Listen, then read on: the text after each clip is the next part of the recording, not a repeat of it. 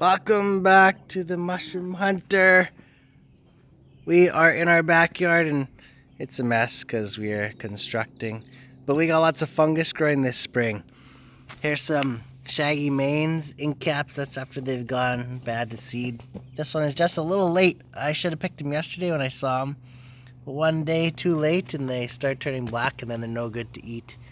So when you see them all closed up, when you see them closed up, eat them. So that's cool. They're actually pretty good.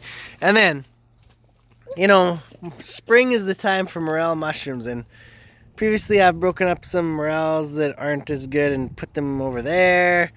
And then I haven't really put any anywhere else. But today I was home from work, walking around the backyard, and I was like, what are these? 2 giant morel mushrooms. Now you know you're a shrooming expert when you no longer have to go out and find the mushrooms come find you, right? Can I pick? Sure, so you can pick one. So how do you pick them? You just break them off the bottom. Oh my, pulled that whole thing out. And then this one. Yeah, that's okay. This one's not. Yeah, that's fine. We both pulled it. Yeah, you pulled it out. Oh well. Did it. So look at that. 2 big morels. Show them to me. Yeah, don't get the dirt on the mushroom.